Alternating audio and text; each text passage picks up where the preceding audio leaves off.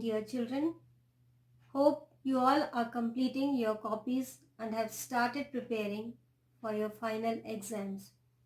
Today, we are going to start with the last chapter of history which is coming in the exam.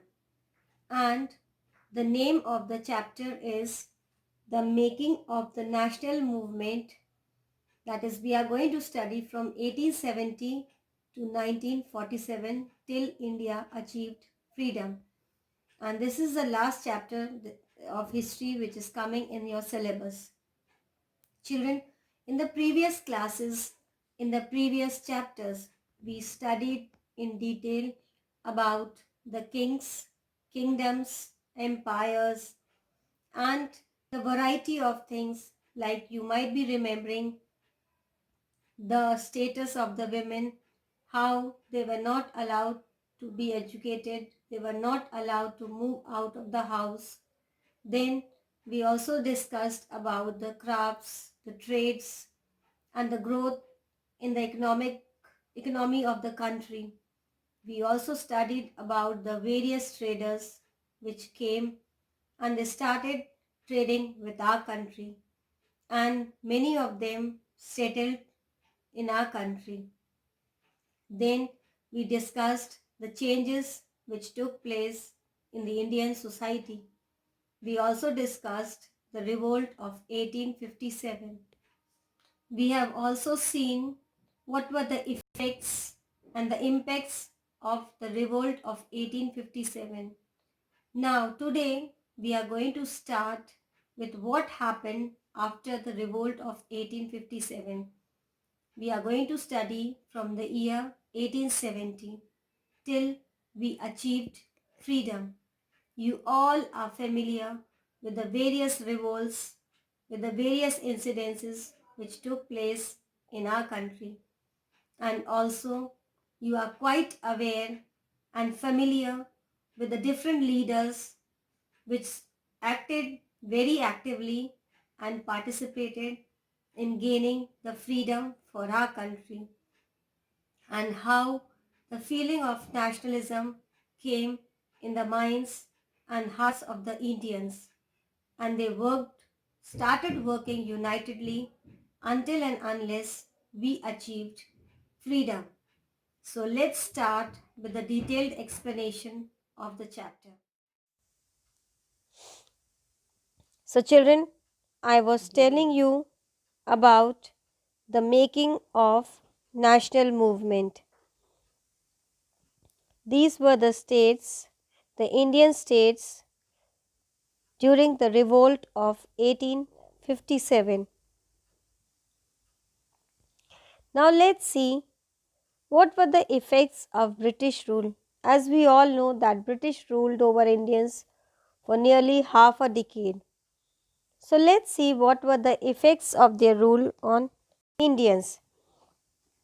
Before several movements for freedom started in the country, the British conquest of territories and takeover of kingdoms. They have introduction of new laws and administrative institutions. Changes appeared in the lives of peasants and tribals. Educational changes in the 19th century. Modern education was introduced. Debates regarding the condition of women, women education, abolition of sati, challenges to the caste system by the social reformers. So this was the greatest challenge for the social reformers to eradicate the social evils which were prevalent in the Indian society. Then the revolt of 1857 and its aftermath. So children, these all were the effects of the British rule on the Indians.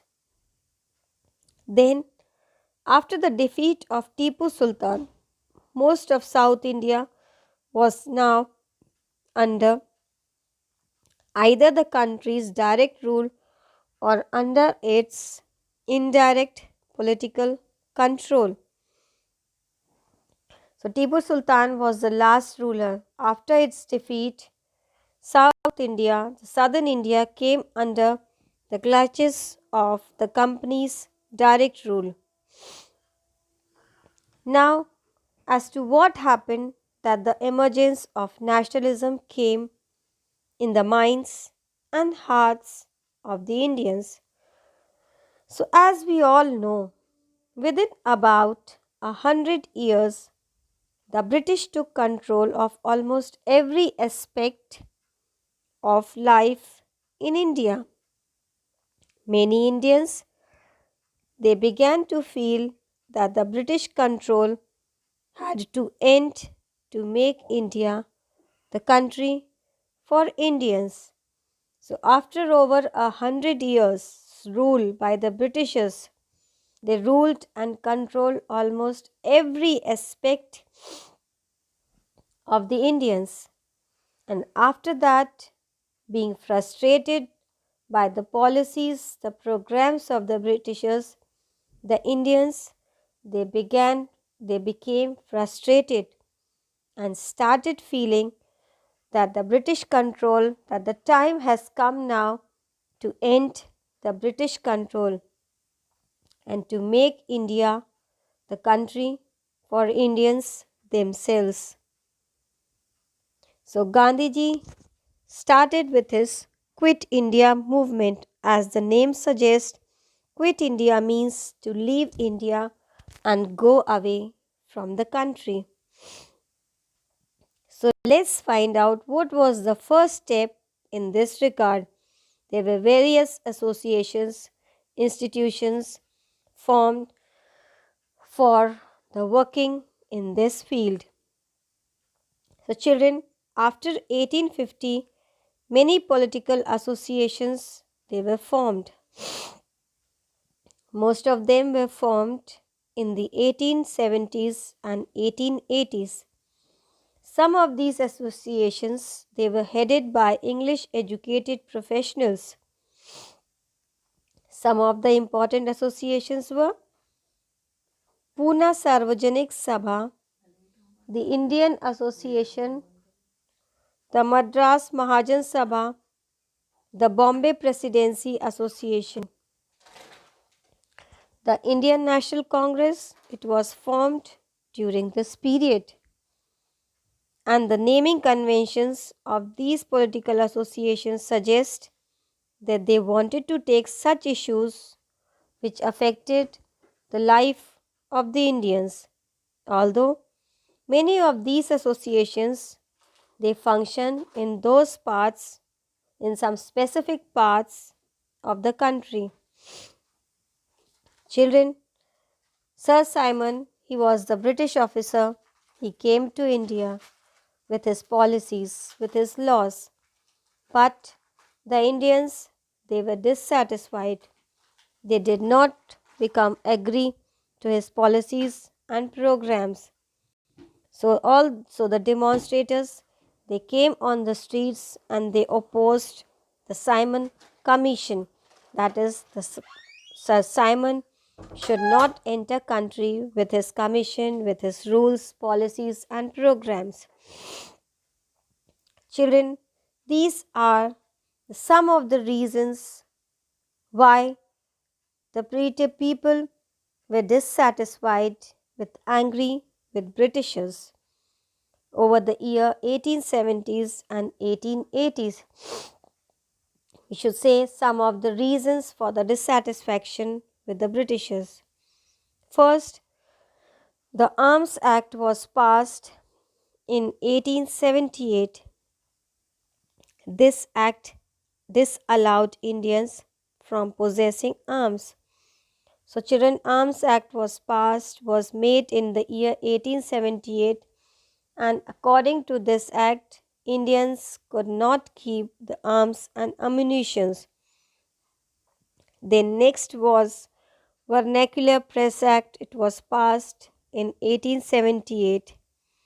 This act empowered the government to confiscate the assets of newspapers, including their printing presses.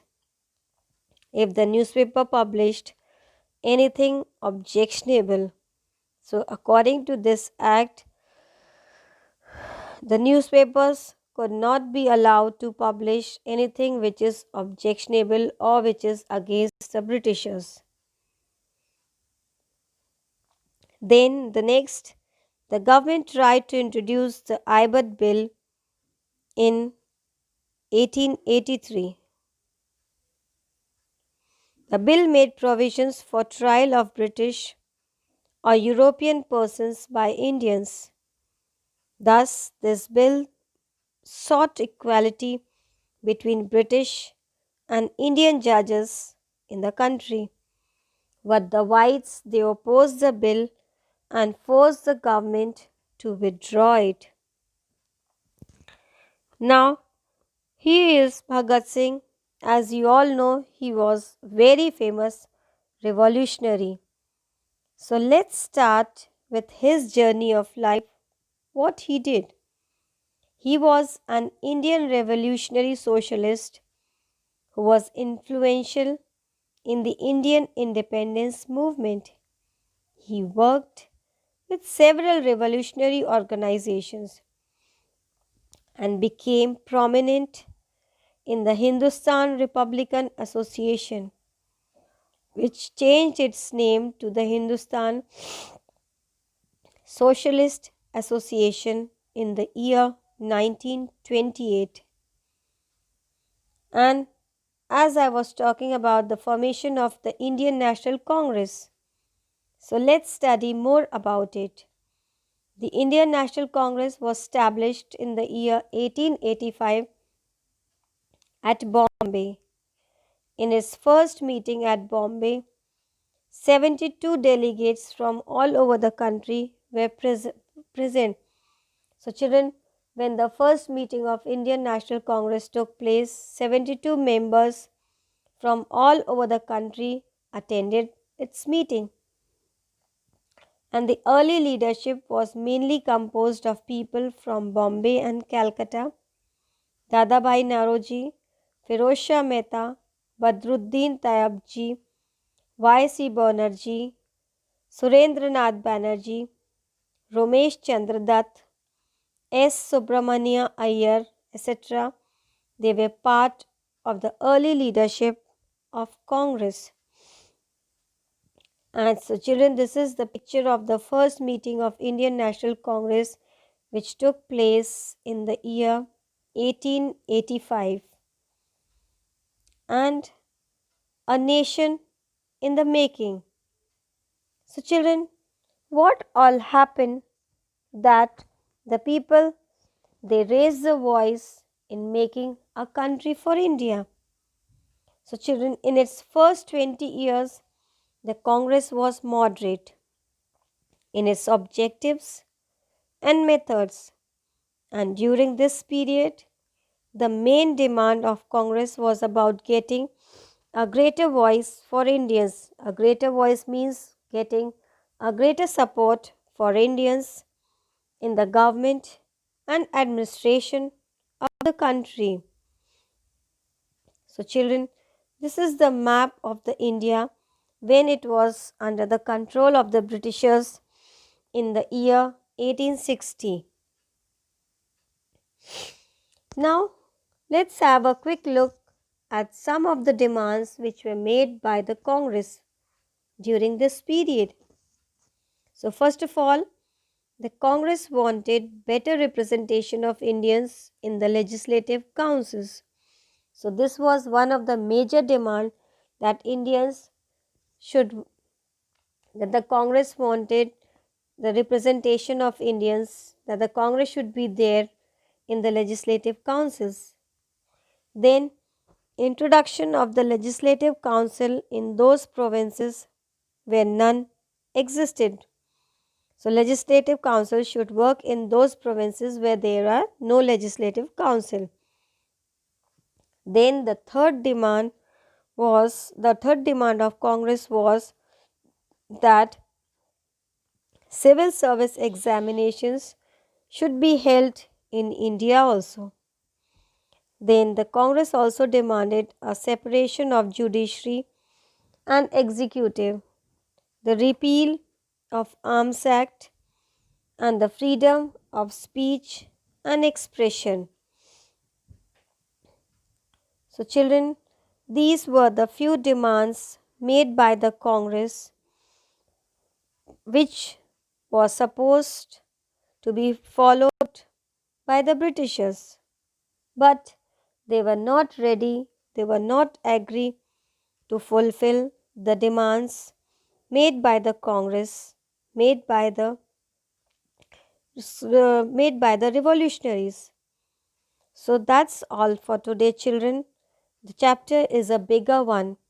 In the coming classes, we will be doing more explanation and studying about the more revolutionaries and also the various acts, the various movements which took place in the country for gaining the freedom, for gaining independence. Until then, you go through the chapter, mark all the important points, as this chapter is really very, very important in every aspect of the life of we Indians. So, until then, go through the chapter, read the chapter, and also read the further events and struggles which took place for gaining the independence. That's all for today. Thank you. Have a good day.